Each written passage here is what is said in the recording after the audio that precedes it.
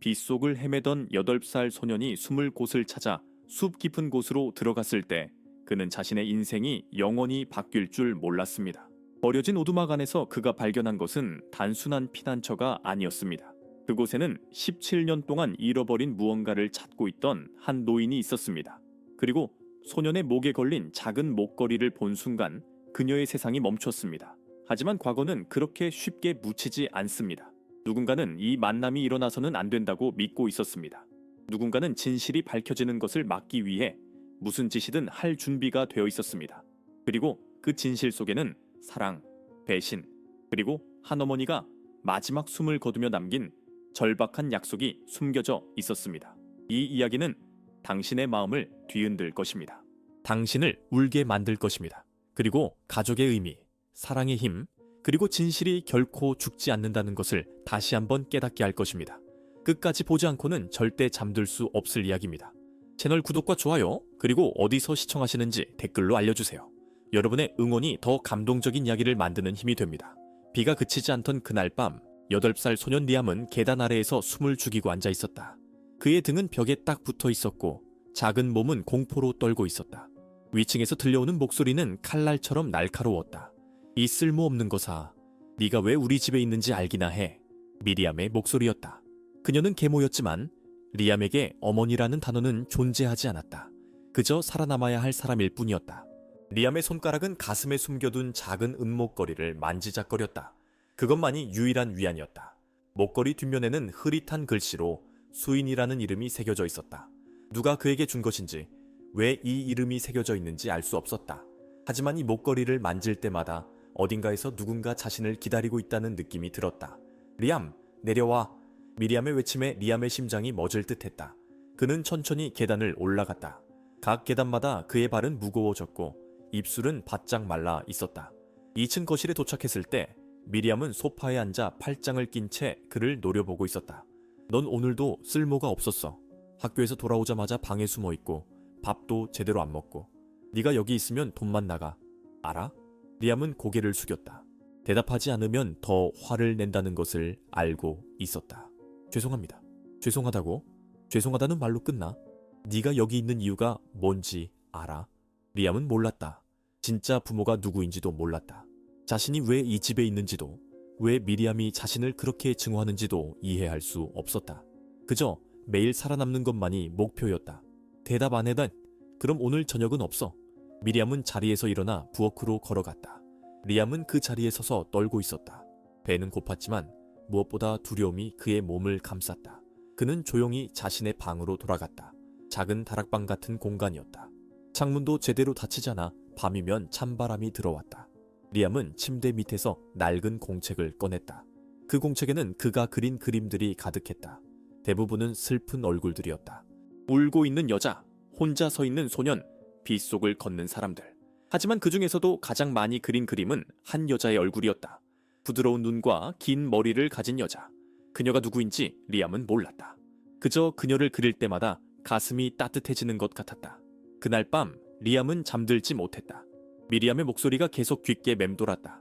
쓸모없는 것, 돈만 나가는 것. 리암은 이불을 머리까지 덮고 조용히 울었다. 눈물이 베개를 적셨지만 소리는 내지 않았다. 소리를 내면 미리암이 들을 수 있었다. 다음날 아침 리암은 학교에 가지 않기로 결심했다. 그는 몰래 집을 빠져나와 서울 외곽의 작은 숲으로 향했다. 그곳은 그가 유일하게 평화를 느낄 수 있는 장소였다. 나무들 사이로 걸으며 리암은 자신이 사라지면 누가 그를 찾을까 생각했다. 아무도 없을 것 같았다. 숲 깊숙한 곳을 걷다가 리암은 오래된 오두막을 발견했다. 벽은 허물어져 있었고 문은 반쯤 열려 있었다. 하지만 안에서 희미한 빛이 보였다. 리암은 호기심과 두려움이 뒤섞인 마음으로 안으로 들어갔다. 오두막 안은 예상보다 깨끗했다. 작은 탁자와 의자가 있었고 벽에는 낡은 사진들이 걸려 있었다. 리암은 사진 하나를 자세히 들여다봤다. 젊은 여자가 웃고 있었다. 그 얼굴은 그가 그림에서 수없이 그렸던 여자와 닮아 있었다. 심장이 빠르게 뛰기 시작했다. 누구세요? 리암은 뒤를 돌아봤다. 문 앞에 한 노인이 서 있었다. 그녀는 작고 마른 체구였지만 눈빛은 날카로웠다. 하지만 그 눈빛 뒤에는 무언가 슬픔이 숨어 있는 것 같았다. 죄송합니다. 그냥. 노인은 리암을 조용히 바라봤다. 그녀의 눈에 눈물이 고이는 것 같았다. 그녀는 천천히 다가와 리암의 뒤 얼굴을 자세히 들여다봤다. 넌 누구니? 리암은 대답할 수 없었다. 자신이 누구인지 정말로 몰랐기 때문이다. 그는 그저 고개를 저었다. 노인은 떨리는 손으로 리암의 가슴에 걸린 목걸이를 봤다. 그녀의 얼굴이 창백해졌다. 입술이 떨리기 시작했다. 이건 수인이의. 리암은 노인이 무슨 말을 하는지 이해할 수 없었다. 하지만 그녀의 눈에서 흘러내리는 눈물은 진짜였다. 노인은 무릎을 꿇고 리암을 끌어안았다. 그녀의 품은 따뜻했다. 리암은 생전 처음으로 누군가에게 안기는 느낌이 어떤 것인지 알았다. 네가 돌아온 거니? 노인의 목소리는 떨렸다. 리암은 혼란스러웠지만 이상하게도 이 노인 앞에서는 안전하다는 느낌이 들었다. 그는 조용히 그녀의 품에 안겨 있었다. 그날 밤 돌로레스, 노인의 이름 뚜억는 리암에게 따뜻한 국과 밥을 주었다. 리암은 평생 그렇게 맛있는 음식을 먹어본 적이 없었다. 돌로레스는 그를 바라보며 말없이 눈물을 흘렸다. 넌 여기 머물러도 돼. 아무도 널 해치지 못하게 할게. 리암은 처음으로 희망이라는 감정을 느꼈다. 하지만 그날 밤 오두막 밖에서 발자국 소리가 들렸다. 느리고 무거운 발자국. 돌로레스는 촛불을 껐다. 리암은 숨을 죽였다. 문 밖에서 목소리가 들렸다. 리암, 네가 거기 있는 거 알아. 나와. 미리암이었다. 미리암의 목소리는 밤의 정적을 찢었다. 돌로레스는 리암을 탁자 밑으로 밀어넣고 자신은 문 앞에 섰다. 그녀의 손은 떨렸지만 눈빛은 단호했다. 리암은 어둠 속에서 숨을 죽이고 있었다. 심장이 너무 빠르게 뛰어서 가슴이 터질 것만 같았다. 누구시죠? 돌로레스가 문 너머로 물었다. 그녀의 목소리는 놀랍게도 침착했다. 제 아들을 찾고 있어요. 8살 남자아이요. 혹시 보셨나요? 미리암의 목소리는 달콤했다. 마치 걱정하는 어머니처럼 들렸다. 하지만 리암은 알고 있었다. 그 목소리 뒤에 숨겨진 차가움을. 그 목소리가 집에서 자신을 향해 쏟아질 때의 도끼를. 이 깊은 밤에 아이가 여기까지 올 리 없습니다. 마을로 돌아가 보세요. 침묵이 흘렀다. 길고 무거운 침묵. 리암은 탁자 밑에서 손으로 입을 막았다. 숨소리조차 내서는 안 된다는 것을 본능적으로 알았다. 알겠습니다. 혹시 보시면 연락 주세요. 발자국 소리가 멀어졌다. 하지만 완전히 사라지지는 않았다. 어딘가에서 멈춘 것 같았다. 리암은 어둠 속에서 돌로레스의 실루엣을 바라봤다. 그녀는 여전히 문 앞에 서서 움직이지 않았다. 마치 돌처럼. 한참이 지나고 나서야 돌로레스는 촛불을 다시 켰다. 그녀는 리암을 탁자 밑에서 꺼내 안아주었다. 리암의 몸은 공포로 얼어붙어 있었다. 괜찮아. 내가 지켜줄게. 돌로레스의 목소리는 부드러웠다. 리암은 처음으로 누군가 자신을 지켜준다는 느낌을 받았다. 그는 그녀의 품에서 조용히 울었다. 소리 없이. 하지만 온몸으로. 다음날 아침 햇살이 오두막 안으로 스며들었다. 리암은 돌로레스가 만들어준 요에서 깼다. 따뜻했다. 집에서는 한 번도 느껴보지 못한 따뜻함이었다. 부엌에서는 된장찌개 끓는 냄새가 났다. 리암은 천천히 일어나 부엌으로 갔다. 돌로레스는 낡은 앞치마를 두르고 요리를 하고 있었다. 그녀의 뒷모습은 구부정했지만 어딘가 강인해 보였다. 리암이 다가오자 그녀는 미소 지었다. 일어났구나. 배고프지? 리암은 고개를 끄덕였다. 돌로레스는 그에게 따뜻한 밥과 찌개를 내어주었다. 리암은 숟가락을 들면서도 믿을 수 없다는 표정이었다. 정말 먹어도 되는 걸까? 혼나지 않을까? 먹어도 돼. 천천히 먹으렴. 돌로레스의 말에 리암은 조심스럽게 한 숟가락을 떴다. 맛은 세상에서 가장 맛있었다. 그는 눈물을 흘리며 밥을 먹었다. 돌로레스는 그를 바라보며 가슴이 미어지는 것을 느꼈다. 이 아이는 얼마나 굶주렸을까? 얼마나 아팠을까? 밥을 다 먹고 나서 리암은 자신의 공책을 꺼냈다. 어제 급하게 집을 나오면서도 챙긴 유일한 물건이었다. 그는 공책을 펼쳐 돌로레스에게 보여주었다. 할머니, 이 사람 아세요? 리암이 그린 그림이었다. 긴 머리를 가진 여자가 울고 있는 모습. 돌로레스는 그림을 보는 순간 숨이 멎었다. 손이 떨리기 시작했다. 공책이 바닥에 떨어질 뻔했다. 이건 어디서 제가 그렸어요. 근데 왜 그렸는지 모르겠어요. 그냥 이 사람을 계속 그리고 싶어요. 돌로레스는 공책을 다시 집어들었다. 다른 페이지를 넘겼다. 그곳에는 더 많은 그림이 있었다. 같은 여자가 아기를 안고 있는 그림. 여자가 누군가에게 끌려가는 그림. 여자가 문서에 서명하는 그림. 모든 그림에서 여자는 울고 있었다. 돌로레스의 눈에서 눈물이 흘러내렸다. 그녀는 떨리는 손으로 마지막 페이지를 넘겼다. 그곳에는 여자의 얼굴이 크게 그려져 있었다. 그리고 그 밑에 흐릿한 글씨로 이름이 적혀 있었다. 수인. 돌로레스는 무릎을 꿇어먹다. 공책을 가슴에 안고 목 놓아 울었다. 리암은 당황했다. 자신이 뭔가 잘못한 걸까? 그는 돌로레스의 어깨를 조심스럽게 만졌다. 할머니, 죄송해요. 제가 아니야. 넌 잘못한 게 없어. 돌로레스는 눈물을 닦고 리암을 바라봤다. 그녀의 눈빛에는 수많은 감정이 뒤섞여 있었다. 슬픔, 분노, 그리움, 그리고 희망. 수인이는 내 딸이야. 내 그림에 나오는 여자는 내 딸이란다. 리암은 입을 벌린 채 돌로레스를 바라봤다. 심장이 이상하게 뛰었다. 마치 무언가 중요한 것을 기억하려는 것처럼. 그럼 제가 왜 이 사람을 그렸을까요? 돌로레스는 대답하지 못했다. 그녀도 알 수 없었다. 하지만 직감적으로 느꼈다. 이 아이와 자신의 딸 사이에는 무언가 연결고리가 있다는 것을. 그 목걸이가 증거였다.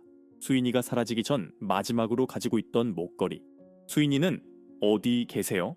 리암의 질문에 돌로레스는 입술을 깨물었다. 모르겠구나. 17년 전에 사라졌어. 아무 말도 없이. 왜요? 그걸 나도 알고 싶구나. 경찰에 신고했지만 아무것도 찾지 못했어. 마지막으로 본 게 병원에서였어. 그 뒤로는 돌로레스는 더 이상 말을 잇지 못했다. 리암은 공책을 다시 펼쳤다. 그는 한 페이지를 가리켰다. 그곳에는 수인이 서류에 서명하는 그림이 있었고 옆에 차가운 눈을 가진 여자가 서 있었다. 이 여자는 누구예요? 돌로레스는 그림을 자세히 봤다. 그 차가운 눈, 그 표정, 어딘가 낯이 익었다. 그리고 순간 그녀는 깨달았다. 어젯밤 문 밖에 섰던 여자, 미리암. 돌로레스는 숨이 막혔다. 공책이 손에서 떨어졌다. 리암은 놀라서 그녀를 쳐다봤다. 할머니? 돌로레스는 천천히 공책을 집어들었다. 손이 떨렸다. 페이지를 한 장 한 장 다시 넘기며 그녀는 모든 것을 이해하기 시작했다. 리암이 그린 그림들, 수인이 울고 있는 모습, 아기를 안고 있는 모습, 서류에 서명하는 모습, 그리고 미리암. 이 여자가 내 어머니니? 리암은 고개를 저었다. 아니요. 그 사람은 계모예요. 엄마는 누군지 몰라요. 돌로레스의 가슴이 찢어지는 것 같았다. 모든 조각이 맞춰지고 있었다. 하지만 아직 확신할 수 없었다. 확신하기에는 너무 끔찍한 진실이었다.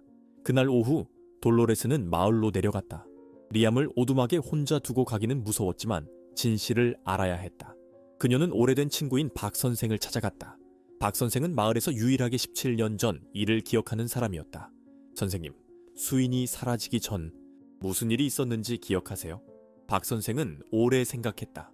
그때 수인이가 병원에 입원해 있었지. 몸이 안 좋다고. 근데 갑자기 퇴원하고 사라졌어. 이상했던 건 퇴원 서류에 수인이 서명이 아니었다는 거야. 다른 사람이 대신 서명한 것 같았어. 누가요? 모르겠어. 하지만 그 병원에서 일하던 여자가 있었어. 미리암이라고. 기억나? 돌로레스의 혈액이 얼어붙었다. 밤이 되어 오두막으로 돌아왔을 때 리암은 자고 있었다. 돌로레스는 그의 얼굴을 바라봤다.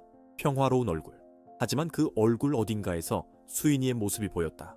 눈썹, 입술, 손의 모양. 돌로레스는 리암의 공책을 다시 펼쳤다.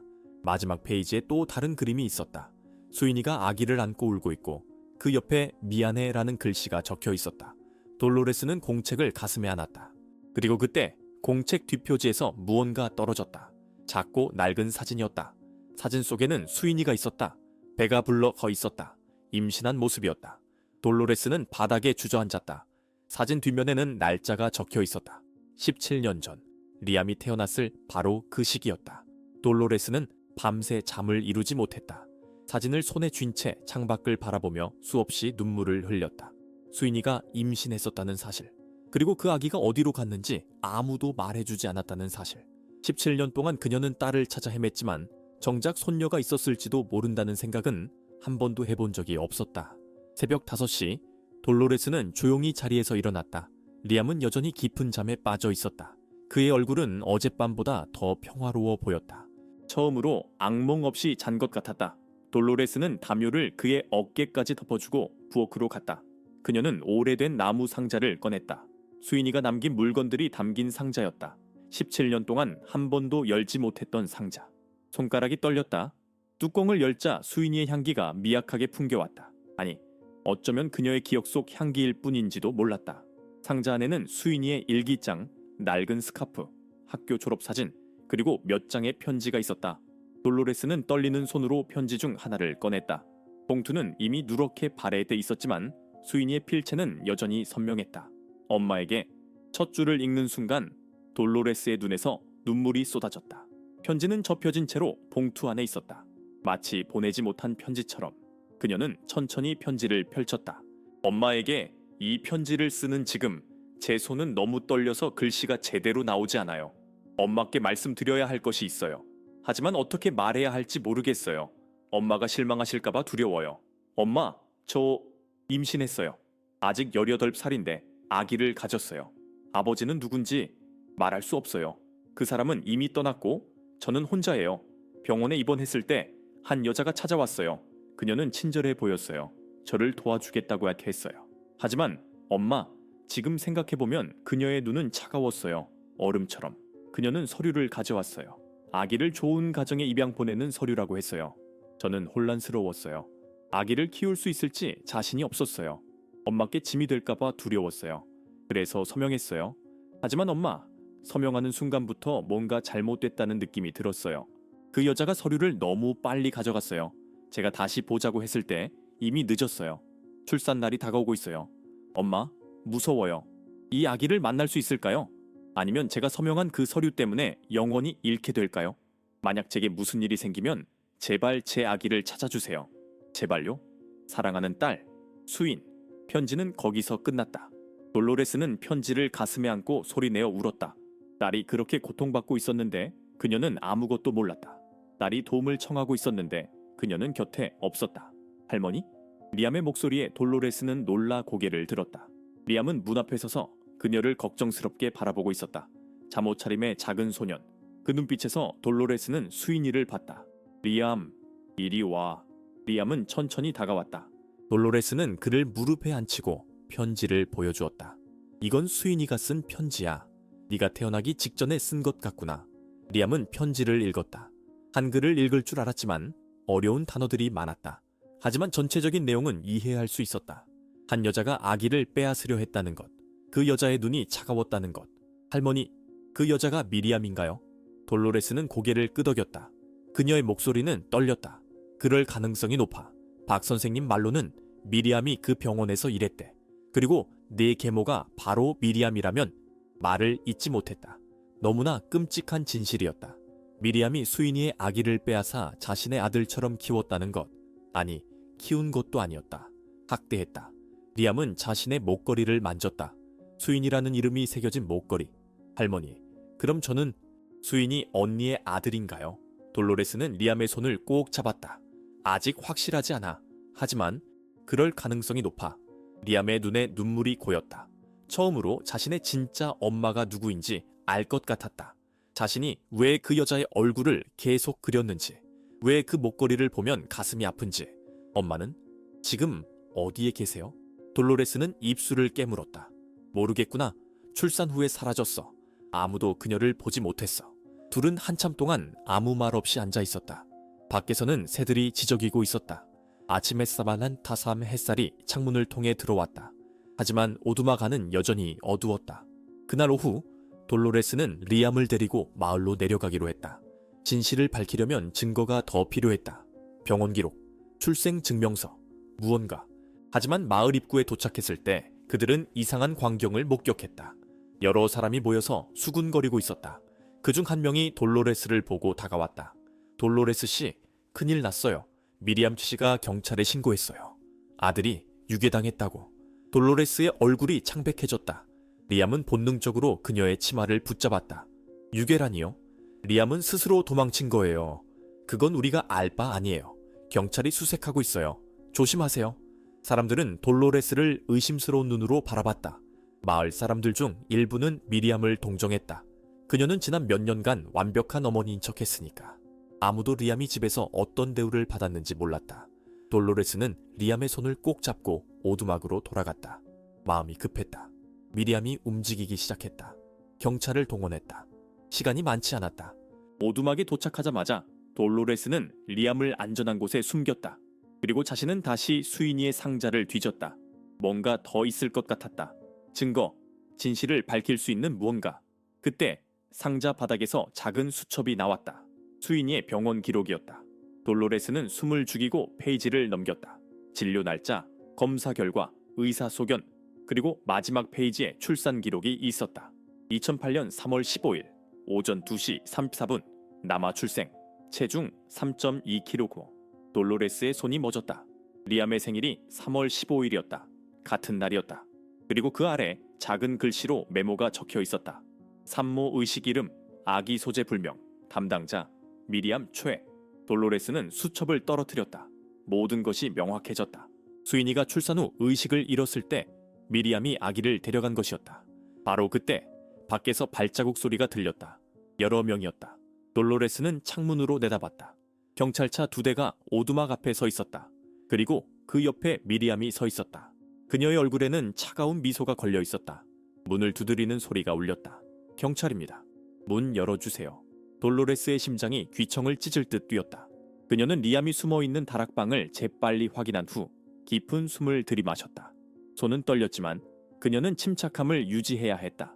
이 순간 공포에 굴복하면 모든 것을 잃게 될 것이었다. 잠깐만요. 돌로레스는 최대한 평온한 목소리로 외쳤다.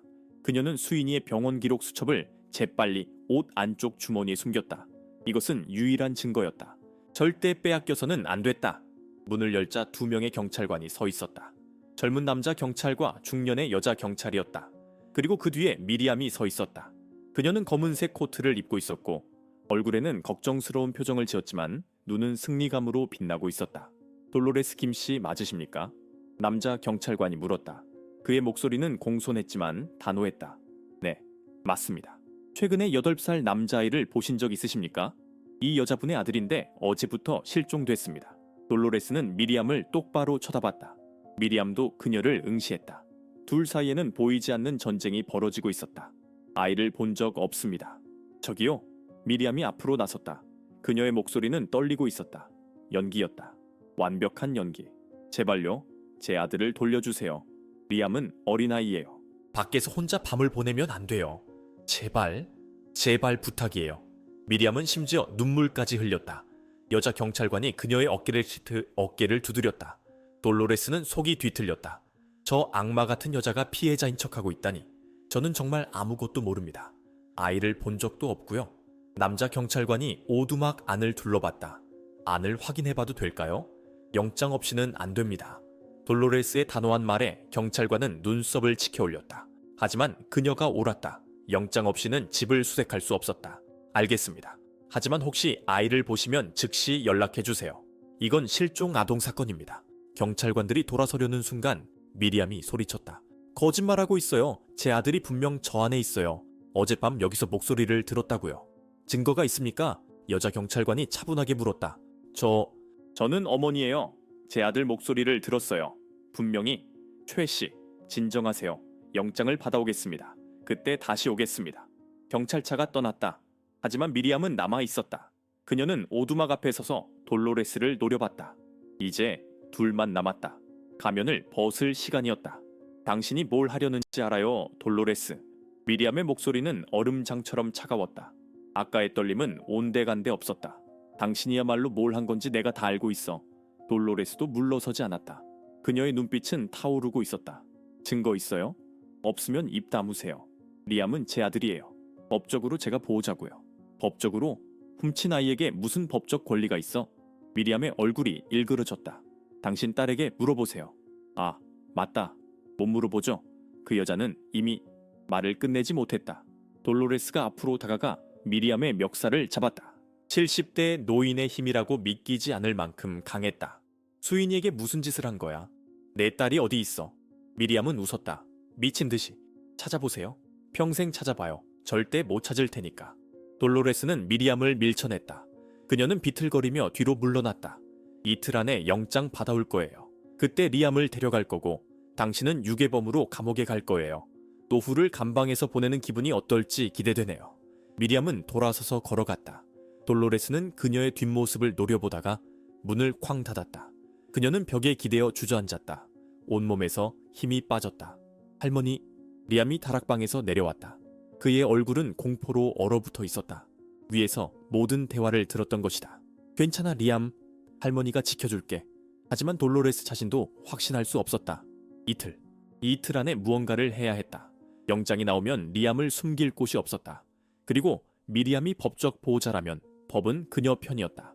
그날 밤 돌로레스는 결심했다. 수동적으로 기다릴 수만은 없었다. 그녀는 직접 진실을 밝혀야 했다. 다음날 아침 일찍 그녀는 리암을 안전한 곳에 숨겨두고 마을의 오래된 병원으로 향했다. 17년 전 수인이가 입원했던 바로 그 병원이었다. 건물은 여전히 그대로였지만 많이 낡아 있었다. 돌로레스는 원무과로 갔다. 17년 전 기록을 볼 수 있을까요? 젊은 직원이 고개를 저었다. 그렇게 오래된 기록은 지하 보관실에 있어요. 허가 없이는 접근할 수 없습니다. 제발요. 제 딸에 관한 기록이에요. 돌로레스의 절박한 목소리에 직원은 잠시 망설이다가 고개를 끄덕였다. 잠깐만 기다리세요. 30분 후 직원이 낡은 파일을 들고 왔다. 김수인 2008이라고 적혀 있었다. 돌로레스는 떨리는 손으로 파일을 받았다. 파일 안에는 수인이의 입원 기록, 검사 결과, 그리고 출산 기록이 있었다. 하지만 이상한 점이 있었다. 출산 기록에 아기에 대한 정보가 완전히 빠져 있었다. 성별도 체중도 이름도 없었다. 마치 누군가 의도적으로 지운 것 같았다. 그리고 마지막 페이지에 메모가 있었다. 산모 출산 후 과다 출혈로 응급실 이송, 의식 회복 후 자해 퇴원, 퇴원 서류 담당 미리암 초에. 돌로레스의 피가 끓어올랐다. 자해 퇴원? 수인이가 스스로 퇴원했다고? 말도 안 됐다. 수인이는 절대 아기를 두고 떠나지 않았을 것이다. 이 담당자 미리암 초에는 지금 어디 있죠? 직원이 컴퓨터를 확인했다. 15년 전에 퇴사했네요. 이유는 기록에 없습니다. 돌로레스는 파일을 복사해달라고 부탁했다. 증거가 필요했다. 이것이 미리암의 거짓말을 폭로할 수 있는 유일한 방법이었다. 병원을 나와 오두막으로 돌아가는 길, 돌로레스는 누군가 자신을 따라오고 있다는 느낌을 받았다. 그녀는 뒤를 돌아봤지만 아무도 없었다. 하지만 그 느낌은 사라지지 않았다. 오두막에 도착했을 때 그녀는 문이 살짝 열려있는 것을 발견했다. 심장이 멎었다. 리암을 숨겨둔 곳으로 달려갔다. 다행히 그는 무사했다. 하지만 집안은 뒤죽박죽이었다. 누군가 뒤진 흔적이 역력했다. 할머니, 무서웠어요. 누군가 들어왔어요. 저는 숨어 있었는데 돌로레스는 리암을 꼭 안았다. 미리암이 사람을 보낸 것이 분명했다. 그들은 더 이상 안전하지 않았다. 그날 저녁 돌로레스는 은밀히 마을의 이장을 찾아갔다. 이장은 마을에서 가장 오래 산 사람이었다. 그는 17년 전 일을 기억할 것이었다. 이장님, 17년 전 제 딸 수인이가 사라졌을 때 미리암이라는 여자를 기억하시나요? 이장은 오래 생각했다. 미리암, 그 여자 기억하지? 병원에서 일하다가 갑자기 아이를 데리고 나타났어. 입양했다고 했지. 근데 이상했던 게 뭐가요? 그 아이가 수인이랑 생일이 같았어. 정확히 같은 날. 돌로레스의 온몸에 전율이 흘렀다. 이제 확신할 수 있었다. 리암은 수인이의 아들이었다. 그리고 미리암은 그를 훔쳤다. 오두막으로 돌아오는 길, 돌로레스는 결심했다. 도망칠 수는 없었다. 정면으로 맞서야 했다. 그녀는 변호사를 찾아가기로 했다. 그리고 법정에서 진실을 밝히기로. 하지만 오두막 문 앞에 도착했을 때 그녀는 얼어붙었다. 문 앞에 흰 봉투가 놓여 있었다. 그녀는 떨리는 손으로 봉투를 집어들었다. 안에는 오래된 사진 한 장이 있었다. 수인이의 사진이었다. 하지만 찢어져 있었다. 반으로. 그리고 사진 뒷면에 붉은 글씨로 쓰여 있었다. 더 파헤치면 나머지 반쪽도 사라진다. 돌로레스의 손가락이 사진에 찢어진 가장자리를 따라 움직였다. 붉은 글씨는 마치 피처럼 보였다. 협박이었다. 노골적이고 잔인한 협박. 그녀는 사진을 가슴에 꼭 안았다. 수인이의 얼굴 반쪽만 남은 사진. 나머지 반쪽은 어디에 있을까? 그리고 사라진다는 말은 무슨 의미일까? 오두막 안으로 들어가자 리암이 탁자에 앉아 그림을 그리고 있었다. 그의 작은 손은 크레용을 꽉 쥐고 있었고 얼굴에는 집중한 표정이 가득했다. 돌로레스는 사진을 재빨리 주머니에 숨기고 리암에게 다가갔다. 뭘 그리고 있니? 리암은 그림을 들어 보였다. 그곳에는 두 사람이 그려져 있었다. 한 명은 노인 여자, 다른 한 명은 작은 소년. 둘은 손을 잡고 있었다. 그 위에 태양이 빛나고 있었다. 할머니랑 저예요. 우리가 행복한 거예요. 돌로레스의 눈에 눈물이 맺혀졌다. 이 순수한 아이가 그토록 간단한 행복을 꿈꾸고 있다니. 그녀는 리암의 머리를 쓰다듬었다. 그래, 우리는 행복할 거야. 꼭. 하지만 그녀의 마음속에는 불안이 소용돌이치고 있었다. 미리암의 협박은 단순한 위협이 아니었다. 그녀는 수인이에게 무슨 짓을 했을까? 그리고 왜 이제 와서 리암을 되찾으려 하는 걸까? 그날 밤 리암이 잠든 후 돌로레스는 촛불을 켜고 수인이의 편지를 다시 읽었다. 딸의 필체는 떨리고 있었다. 각 글자마다 공포가 배어 있었다. 만약 제게 무슨 일이 생기면 제발 제 아기를 찾아주세요. 수인이는 알고 있었던 것이다. 자신에게 위험이 닥칠 것을. 돌로레스는 편지를 내려놓고 창밖을 바라봤다. 어둠 속에서 무언가 움직이는 것 같았다. 그녀는 숨을 죽였다. 눈을 가늘게 뜨고 집중했다. 나무 뒤에 그림자가 있었다. 사람의 형체였다. 누군가 그들을 감시하고 있었다. 돌로레스는 재빨리 촛불을 끄고 부엌으로 갔다. 낡은 식칼을 집어들었다. 손잡이는 차갑고 무거웠다. 그녀는 평생 누군가를 해칠 생각을 해본 적이 없었다. 하지만 지금은 달랐다. 손자를 지키기 위해서라면 무엇이든 할 수 있었다. 시간이 천천히 흘렀다. 1시간, 2시간. 그림자는 여전히 거기 있었다. 움직이지 않았다. 마치 기다리고 있는 것 같았다. 무엇을? 그들이 잠들기를? 아니면 다른 무언가를?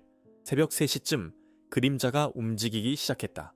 오두막 쪽으로 천천히 다가왔다. 돌로레스는 식칼을 꽉 쥐었다. 심장이 미친 듯이 뛰었다. 발자국 소리가 점점 가까워졌다. 문고리가 천천히 돌아갔다. 돌로레스는 문 옆에 숨어 있다가 문이 열리는 순간 식칼을 들어 올렸다. 하지만 멈췄다. 들어온 사람은 미리암이 아니었다. 중년의 남자였다. 그는 놀라서 뒤로 물러났다.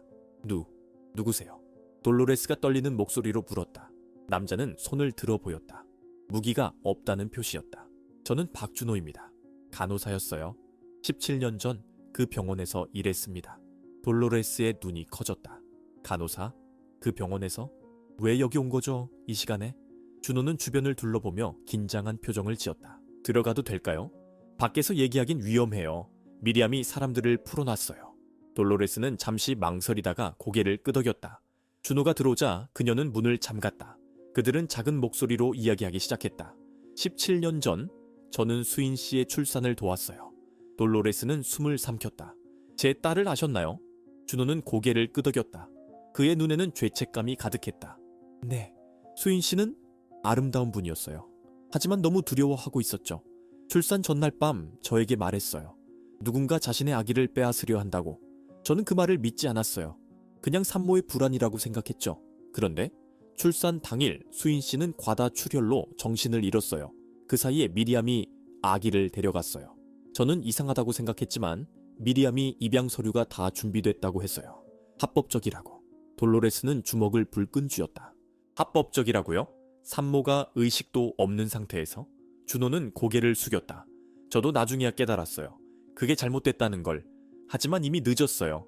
수인 씨는 의식을 회복한 후 아기를 찾았지만 미리암은 이미 아기를 데리고 사라진 뒤였어요. 수인 씨는 울부짖었어요. 병원 전체가 들릴 정도로. 하지만 미리암은 서류를 완벽하게 조작해놨어요. 법적으로는 아무 문제가 없었죠. 그럼 수인이는? 내 딸은 어떻게 된 거예요? 준호의 얼굴이 창백해졌다. 그날 밤 수인 씨는 병원을 빠져나갔어요. 저는 그녀를 막으려 했지만 그녀의 눈빛은 이미 죽어 있었어요. 마치 영혼이 빠져나간 것 같았죠. 그 뒤로는요? 모릅니다. 누구도 수인 씨를 보지 못했어요. 저는 경찰에 신고하려 했지만 미리암이 저를 협박했어요. 입을 다물지 않으면 제 면허를 박탈하겠다고. 저는 겁쟁이였어요. 침묵했죠. 돌로레스는 준호를 노려봤다. 분노와 배신감이 뒤섞였다. 하지만 동시에 그가 지금 여기 온 이유도 이해했다. 속죄하려는 것이었다. 그런데 왜 지금 와서 이걸 말하는 거죠? 준호는 주머니에서 낡은 봉투를 꺼냈다. 최근에 병원 지하 창고를 정리하다가 이걸 발견했어요. 수인 씨가 남긴 거예요. 돌로레스는 떨리는 손으로 봉투를 받았다. 안에는 편지와 작은 USB가 들어있었다. 편지를 펼치자 수인이의 필체가 나타났다. 엄마, 만약 이 편지를 읽고 계시다면 저는 이미 이 세상에 없을 거예요. 하지만 제 아기는 살아있을 거예요. 제발 찾아주세요. 그 아이의 목에는 제 이름이 새겨진 목걸이가 있을 거예요. 그게 증거예요. USB에는 미리암과의 대화 녹음이 있어요. 그녀가 어떻게 저를 속였는지, 어떻게 제 아기를 빼앗으려 했는지 모두 담겨 있어요. 엄마, 미안해요. 좋은 딸이 되지 못해서.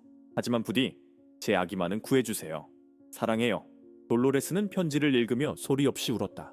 눈물이 종이 위로 떨어졌다. 리암이 다가와 그녀를 안았다. 그는 깨어 있었던 것이다. 할머니, 울지 마세요. 돌로레스는 리암을 꼭 안았다. 이 아이가 수인이의 마지막 희망이었다. 그녀가 생명을 걸고 지키려 했던 존재였다. 준호 씨, 이 USB를 재생할 수 있나요? 준호는 고개를 끄덕이고 노트북을 꺼냈다. USB를 연결하자 파일이 나타났다. 녹음 파일이었다. 재생 버튼을 눌렀다. 수인이의 목소리가 흘러나왔다.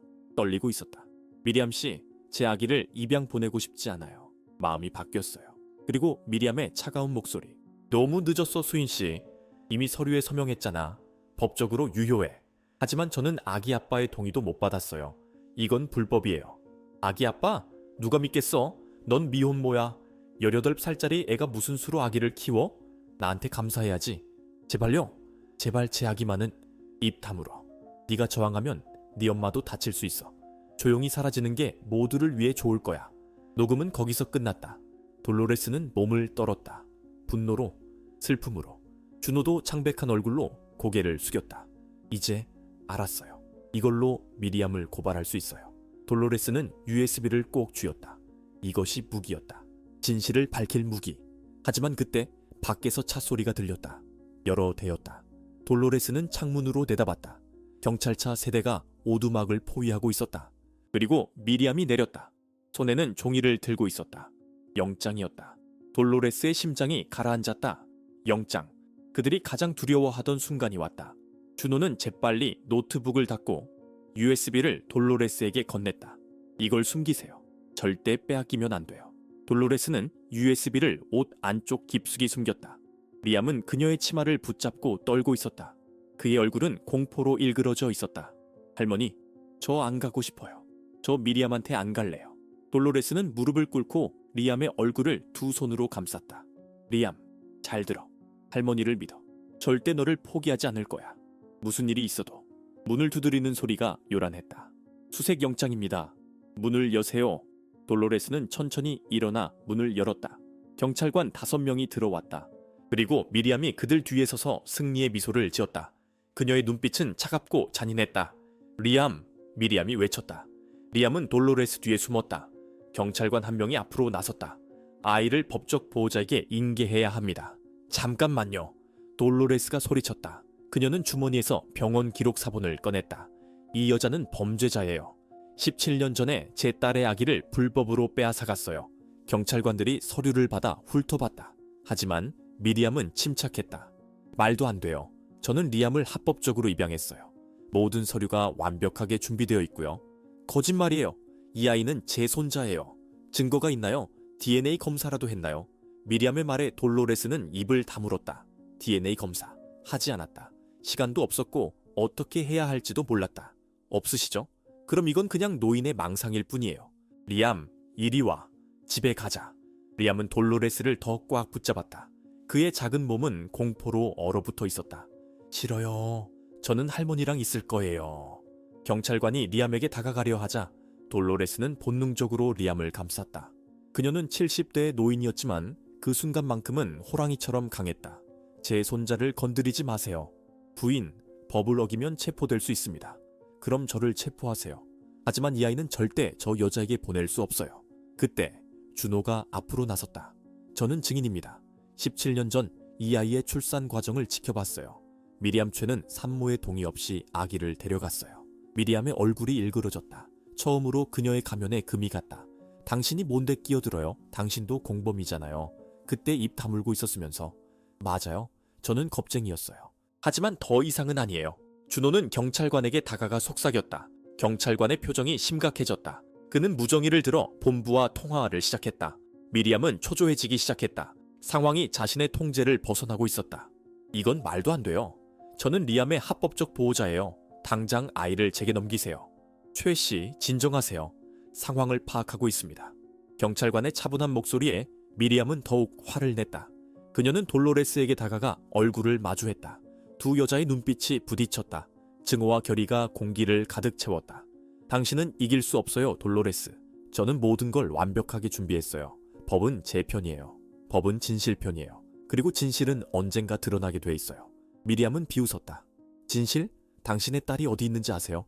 평생 찾아봐도 못 찾을 거예요. 오, 사찰에. 그 말에 돌로레스의 피가 끓어올랐다. 그녀는 미리암의 멱살을 잡았다.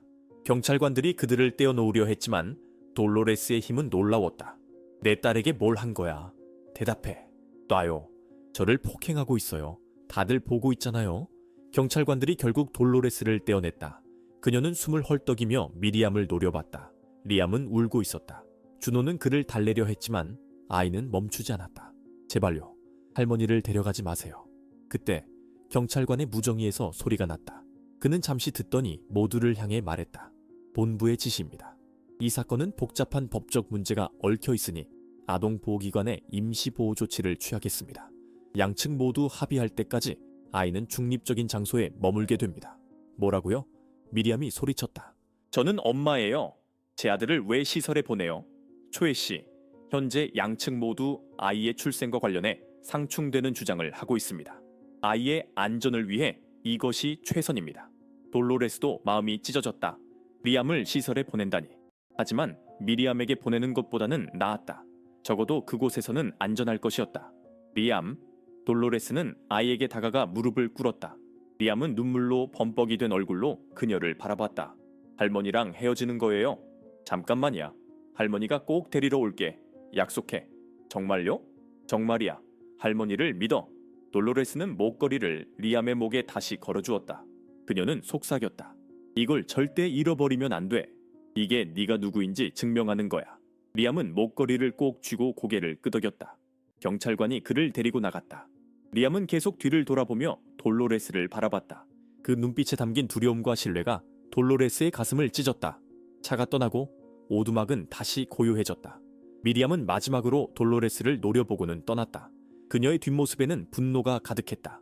준호가 돌로레스의 어깨에 손을 얹었다. 이제 어떻게 할 거예요? 돌로레스는 USB를 꺼내 들었다. 그녀의 눈빛은 단호했다. 법정에 갈 거예요. 그리고 모든 걸 밝힐 거예요. 더 이상 숨지 않아요. 다음날 돌로레스는 변호사를 찾아갔다. 젊은 여자 변호사였다. 이름은 한지우. 그녀는 아동인권 전문 변호사로 유명했다. 돌로레스는 모든 증거를 그녀 앞에 펼쳤다. 병원 기록, 수인이의 편지, 그리고 USB. 지우는 USB를 들으며 얼굴이 굳었다. 녹음이 끝나자 그녀는 돌로레스를 똑바로 바라봤다. 이거면 충분해요. 우리는 이길 수 있어요. 정말요? 네. 하지만 쉽지 않을 거예요. 미리암은 17년 동안 완벽한 서류를 만들어 왔어요. 우리는 그 벽을 무너뜨려야 해요. 어떻게요? DNA 검사를 요청할 거예요. 법원 명령으로. 그리고 이 녹음을 증거로 제출할 거예요. 준호 씨의 증언도 중요해요. 돌로레스는 고개를 끄덕였다. 희망이 보이기 시작했다. 일주일 후 법원 소환장이 도착했다. 미리암도 소환됐다. 그리고 리암도 출석해야 했다. 재판이 시작되는 것이었다. 재판 전날 밤 돌로레스는 잠들지 못했다. 내일이면 모든 것이 결정될 것이었다. 리암을 되찾을 수 있을까? 아니면 영원히 잃게 될까? 그녀는 수인이의 사진을 꺼내 바라봤다. 찢어진 사진, 반쪽만 남은 딸의 얼굴. 그녀는 사진에 입을 맞췄다. 수인아, 엄마가 네 아들을 꼭 지킬게. 약속해. 그리고 그날 밤 돌로레스의 문 앞에 또 하나의 봉투가 놓였다. 그녀는 아침에 그것을 발견했다. 안에는 사진의 나머지 반쪽이 들어있었다. 그리고 한 줄의 메시지. 법정에서 보자. 법정은 사람들로 가득 차 있었다. 방청석에는 마을 사람들, 기자들, 그리고 호기심 가득한 얼굴들이 빽빽하게 들어찼다. 돌로레스는 앞줄에 앉아 떨리는 손을 무릎 위에 올려놓았다. 옆에는 한지우 변호사가 서류를 정리하며 침착한 표정을 유지하고 있었다. 하지만 돌로레스의 가슴속은 폭풍이었다. 반대편에는 미리암이 앉아 있었다. 그녀는 순백색 블라우스에 검은색 치마를 입고 있었다. 머리는 단정하게 묶었고 얼굴에는 화장기 없는 청순한 모습이었다. 완벽한 피해자 코스프레였다. 그녀의 변호사는 값비싼 정장을 입은 중년 남자였다. 서울에서 유명한 변호사라는 소문이었다. 재판을 시작하겠습니다. 마사보시 마사군. 판사가 입장하자 모두가 일어섰다. 판사는 50대 중반의 여자였다. 엄격해 보이는 얼굴이었지만 눈빛은 따뜻했다. 그녀는 서류를 훑어보더니 양측을 번갈아 쳐다봤다. 이 사건은 아동의 보호권과 관련된 매우 중요한 사안입니다. 양측은 최대한 객관적이고 정직하게 증언해 주시기 바랍니다. 미리암의 변호사가 먼저 일어섰다. 판사님, 제 의뢰인인 최미리암 씨는 17년 동안 리암을 합법적으로 양육해왔습니다. 모든 입양 서류는 법적으로 완벽하게 처리되었으며 아이는 행복하게 자랐습니다. 그런데 갑자기 이 노인이 나타나 근거 없는 주장으로 아이를 빼앗으려 하고 있습니다. 돌로레스는 주먹을 불끈 쥐었다. 근거 없는 주장이라니. 하지만 지우 변호사가 그녀의 손을 가볍게 눌렀다. 침착하라는 신호였다. 또한 리암은 김돌로레스 씨의 집에서 도망쳐 나왔고 김 씨는 아이를 경찰에 신고하지 않고 숨겼습니다. 이것은 명백한 유괴입니다. 방청석에서 웅성거림이 일었다. 몇몇 사람들이 돌로레스를 의심스러운 눈으로 쳐다봤다. 돌로레스는 가슴이 답답했다. 진실이 이렇게 왜곡될 수 있다니. 지우 변호사가 일어섰다. 판사님, 저희는 이 사건이 단순한 양육권 분쟁이 아니라는 것을 증명하겠습니다. 최미리암 씨는 17년 전 산모의 동의 없이 불법으로 신생아를 빼앗았습니다. 그리고 그 산모는 제 의뢰인의 딸 김수인 씨였습니다. 미리암의 변호사가 손을 들었다. 이에 있습니다. 증거가 없는 주장입니다. 증거가 있습니다. 지우는 USB를 들어 보였다. 그녀는 판사에게 다가가 USB를 건넸다. 법정에 설치된 스피커에서 곧 녹음이 재생됐다. 수인이의 떨리는 목소리가 법정을 가득 채웠다. 미리암 셋씨, 제 아기를 입양 보내고 싶지 않아요. 마음이 바뀌었어요. 너무 늦었어, 수인 씨. 이미 서류에 서명했잖아. 법적으로 유효해.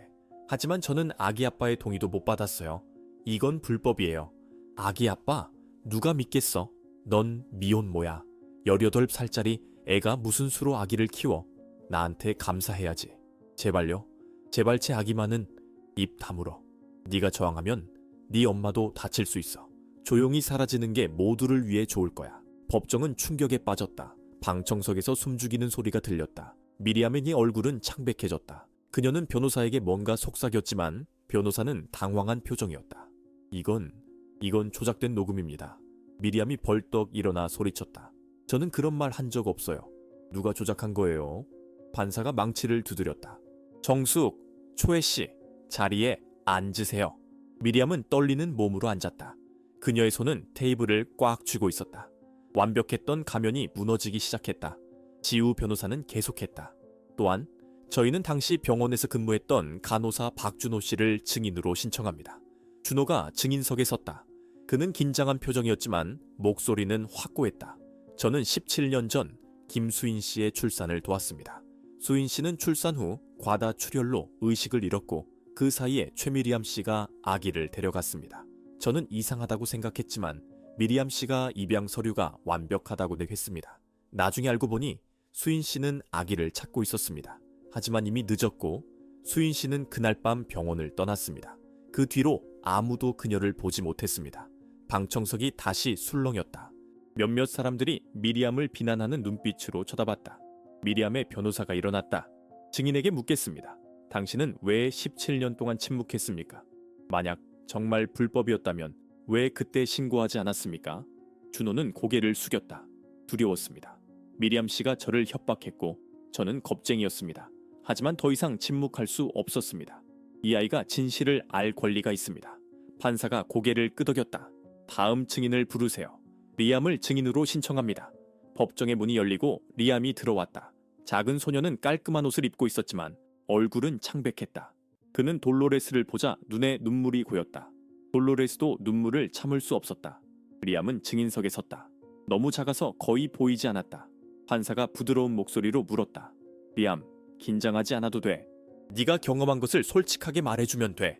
리암은 고개를 끄덕였다. 그는 떨리는 손으로 공책을 꺼냈다. 그의 그림들이 담긴 공책이었다. 이건 제가 그린 그림이에요. 리암은 공책을 펼쳤다. 첫 페이지에는 소년이 구석에 웅크리고 있는 그림이 있었다. 그 위에는 커다란 그림자가 드리워져 있었다. 이건 집에서 저예요. 무서웠어요. 매일. 다음 페이지를 넘겼다. 소년이 눈물을 흘리며 밥그릇 앞에 앉아있는 그림이었다. 밥을 제대로 못 먹었어요. 미리암이 엄마가 아니라고 했어요. 쓸모없다고 했어요. 방청석에서 흐느끼는 소리가 들렸다. 몇몇 여자들이 손수건으로 눈물을 닦았다. 리암은 계속 페이지를 넘겼다. 각 그림마다 고통이 담겨 있었다.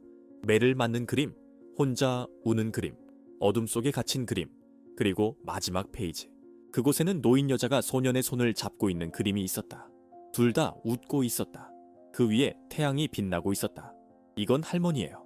할머니를 만나고 처음으로 사랑받는다는 느낌을 알았어요. 리암의 목소리가 떨렸다. 눈물이 볼을 타고 흘러내렸다. 할머니는 저를 때리지 않았어요. 따뜻한 밥을 줬어요. 그리고 저를 안아줬어요. 처음으로. 돌로레스는 더 이상 참을 수 없었다. 그녀는 소리 내어 울었다. 지우 변호사가 그녀의 어깨를 감싸주었다. 판사도 눈물을 글썽였다. 그녀는 잠시 숨을 고르더니 말했다. 잠깐 휴정하겠습니다. 판사가 자리를 떠나자 법정은 혼란에 빠졌다. 미리암은 고개를 숙이고 있었다. 그녀의 손은 떨리고 있었다. 변호사는 그녀에게 뭔가 말했지만 그녀는 대답하지 않았다. 30분 후 판사가 돌아왔다. 그녀의 표정은 단호했다. 재판을 재개하겠습니다. 본 법원은 DNA 검사를 명령합니다. 리암과 김돌로레스 씨의 가족 관계를 확인하기 위함입니다. 결과가 나올 때까지 리암은 중립적인 보호시설에 머물 것이며 최미리암 씨의 접근은 제한됩니다. 미리암이 벌떡 일어났다. 이건 불공평해요. 저는 엄마예요. 최 씨, 한 번 더 소란을 피우면 법정 모욕죄로 처벌하겠습니다. 미리암은 입을 다물었다. 하지만 그녀의 눈빛은 증오로 불타고 있었다. 판사는 계속했다. 또한 본 법원은 김수인 씨의 실종 사건에 대한 재수사를 요청할 것입니다.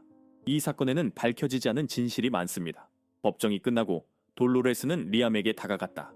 그녀는 아이를 꼭 안았다. 조금만 기다려. 할머니가 꼭 데리러 올게. 네, 할머니. 저 기다릴게요. 리암이 떠나고 돌로레스는 법정을 나섰다. 밖에는 기자들이 기다리고 있었다. 플래시가 터졌다. 질문이 쏟아졌다. 하지만 돌로레스는 아무 말도 하지 않았다. 그저 앞을 향해 걸었다. 그날 밤 돌로레스는 오두막에서 혼자 앉아 있었다. DNA 검사 결과는 일주일 후에 나온다고는 했다. 일주일. 그녀는 기다릴 수 있었다. 진실은 반드시 밝혀질 것이었다. 일주일은 영원처럼 느껴졌다. 돌로레스는 매일 아침 일찍 일어나 오두막 주변을 거닐었다. 숲은 여전히 아름다웠지만 그녀의 마음은 불안으로 가득했다. DNA 검사 결과, 그것이 모든 것을 결정할 것이었다. 일곱째 날 아침 한지우 변호사에게서 전화가 왔다. 돌로레스 씨, 결과가 나왔어요. 오늘 오후 법정에서 발표됩니다. 돌로레스의 심장이 멎는 듯했다. 드디어 그녀는 떨리는 손으로 가장 좋은 옷을 꺼냈다. 수인이가 어렸을 때 선물한 한복이었다. 20년 넘게 보관해온 옷. 오늘이 그것을 입을 날이었다. 법정으로 가는 길, 돌로레스는 수인이의 목걸이를 만졌다. 리암이 차고 있던 그 목걸이, 법정에서 증거로 제출된 후 돌려받은 것이었다. 그녀는 목걸이에 입을 맞추며 속삭였다. 수인아, 오늘 네 아들을 되찾을 거야. 네가 그토록 지키려 했던 아이를. 법정은 저번보다 더 많은 사람들로 붐볐다. 이 사건은 지역 뉴스에 대서특필됐고 전국적인 관심을 받고 있었다. 돌로레스가 들어서자 사람들이 그녀를 바라봤다. 어떤 이들은 동정 어린 눈빛으로, 어떤 이들은 호기심 가득한 눈빛으로. 미리암도 이미 앉아 있었다. 그녀는 지난주와 달리 초췌해 보였다. 눈 밑에는 다크서클이 짙었고 얼굴은 창백했다. 그녀의 변호사는 서류를 정신없이 뒤적이고 있었다. 기립, 판사가 입장했다. 그녀는 봉투를 손에 들고 있었다. DNA 검사 결과가 담긴 봉투였다. 법정 전체가 숨을 죽였다. 판사는 자리에 앉아 봉투를 천천히 열었다. 시간이 멈춘 것 같았다. 돌로레스는 가슴을 쥐었다. 너무 긴장한 나머지 숨쉬는 것조차 잊었다. DNA 검사 결과를 발표하겠습니다. 판사의 목소리가 법정에 울려 퍼졌다. 검사 대상 리암, 초에, 김돌로레스, 그리고 김수인 보관된 의료 기록에서 채취한 샘플. 검사 결과 리암과 김수인 사이의 생물학적 모자 관계 확률은 99.8%입니다. 법정이 술렁였다. 방청석에서 탄성이 터져 나왔다. 돌로레스는 두 손으로 얼굴을 감쌌다. 눈물이 쏟아져 내렸다. 지우 변호사가 그녀를 껴안았다. 이겼어요. 이긴 거예요. 판사는 계속했다. 또한 리암과 김돌로레스 사이의 조손 관계도 확인되었습니다. 따라서 본 법원은 리암이 김수인의 생물학적 아들이며 김돌로레스의 친손자임을 공식적으로 인정합니다. 미리암은 고개를 떨구고 있었다. 그녀의 어깨가 떨렸다. 울고 있는 것 같았다. 하지만 그것이 슬픔인지 분노인지 알 수 없었다. 판사가 미리암을 향해 말했다. 최미리암 씨, 일어서세요. 미리암은 천천히 일어났다. 그녀의 얼굴은 눈물로 범벅이었다. 하지만 그 눈물은 진짜가 아니었다. 돌로레스는 알 수 있었다. 저 여자는 연기하고 있었다. 마지막까지. 본 법원은 최미리암 씨가 17년 전 불법적으로 신생아를 취득했음을 인정합니다. 또한 미성년자 학대 및 반김 혐의에 대해서도 기소를 권고합니다. 최미리암 씨는 즉시 구속되며 리암에 대한 모든 법적 권리를 상실합니다. 두 명의 경찰관이 미리암에게 다가갔다. 수갑을 채우려는 순간 미리암이 소리쳤다. 아니에요. 저는 리암을 사랑했어요. 제가 키웠다고요. 17년 동안. 사랑? 돌로레스가 일어섰다. 그녀의 목소리는 분노로 떨렸다. 당신이 뭘 안다고 사랑을 말해. 당신은 내 딸의 아기를 훔쳤어. 그리고 그 아이를 학대했어. 그게 사랑이야? 저는 미리암의 말이 끊겼다. 더 이상 변명할 수 없었다. 경찰관들이 그녀를 끌고 나갔다. 그녀는 마지막으로 돌로레스를 돌아봤다. 그 눈빛에는 후회가 담겨 있었다. 진짜 후회인지 아니면 또 다른 연기인지는 알 수 없었다. 미리암이 사라지고 법정 문이 다시 열렸다. 리암이 들어왔다. 그는 사회복지사의 손을 잡고 있었다. 그의 눈은 불안으로 가득했다. 하지만 돌로레스를 보는 순간 그의 얼굴이 환해졌다. 할머니. 리암은 사회복지사의 손을 놓고 돌로레스에게 달려왔다. 돌로레스는 무릎을 꿇고 그를 받아 안았다. 둘은 한참 동안 울었다. 기쁨의 눈물이었다. 해방의 눈물이었다. 마침내 함께할 수 있다는 안도의 눈물이었다. 판사도 눈물을 닦으며 말했다. 본 법원은 리암의 법적 보호자를 김돌로레스로 지정합니다. 리암의 성은 김수인의 성인 김으로 변경되며 이름은 본인의 의사를 존중하여 리암으로 유지합니다. 방청석에서 박수가 터져 나왔다. 사람들이 일어나 환호했다. 돌로레스와 리암은 그 속에서 서로를 꼭 안고 있었다. 할머니, 이제 정말 함께 있을 수 있어요? 그래, 리암, 이제 영원히 함께야. 엄마는, 제 진짜 엄마는 어디 계세요? 돌로레스의 미소가 슬픔으로 바뀌었다. 그녀는 리암의 머리를 쓰다듬었다. 엄마는 하늘에 계실 거야. 하지만 너를 지켜보고 있어. 항상. 리암은 목걸이를 만졌다. 수인이라는 이름이 새겨진 목걸이. 그럼 저도 엄마를 지켜볼 거예요. 항상. 재판이 끝나고 돌로레스와 리암은 법정을 나섰다. 밖에는 기자들이 기다리고 있었지만 이번에는 축하 인사가 쏟아졌다. 돌로레스는 짧게 답했다. 정의는 늦었지만 결국 승리했습니다. 제 딸 수인이와 손자 리암을 위해. 그날 저녁 돌로레스와 리암은 오두막으로 돌아왔다. 숲은 평화로웠다. 새들이 노래하고 바람이 부드럽게 불었다. 돌로레스는 저녁을 준비하고 리암은 탁자에 앉아 그림을 그렸다. 할머니, 이거 봐요. 리암이 그림을 들어 보였다. 세 사람이 그려져 있었다. 노인 여자, 작은 소년, 그리고 구름 위에서 미소 짓는 젊은 여자. 셋 모두 손을 잡고 있었다. 우리 가족이에요. 할머니, 저, 그리고 엄마. 돌로레스는 눈물을 흘리며 그림을 가슴에 안았다. 그래, 우리 가족이야. 그날 밤 리암이 잠든 후 돌로레스는 조용히 밖으로 나갔다. 하늘에는 별이 가득했다. 그녀는 가장 밝은 별을 바라보며 속삭였다. 수인아, 엄마가 약속을 지켰어. 네 아들을 찾았어. 그리고 이제 내가 지킬게. 평생. 바람이 불었다. 마치 대답하는 것 같았다. 돌로레스는 미소 지었다. 그녀는 알고 있었다. 딸이 어딘가에서 평화를 찾았다는 것을. 몇 달 후 경찰은 수인이의 실종 사건을 재수사했다. 미리암은 결국 모든 것을 자백했다. 수인이가 아기를 찾으려 하자 그녀를 협박했고 수인이는 절망 속에서 스스로 목숨을 끊었다는 것. 그녀의 유해는 서울 외곽의 무연고 묘지에서 발견됐다. 돌로레스는 딸을 제대로 된 곳에 안장했다. 리암과 함께 매주 묘지를 찾았다. 리암은 엄마 앞에서 그림을 그렸고 이야기를 들려줬다. 비록 얼굴을 본 적은 없지만 그는 엄마를 사랑했다. 세월이 흘렀다. 리암은 건강하게 자랐다. 그는 화가가 되었다. 그의 첫 전시회 제목은 돌아온 사랑이었다.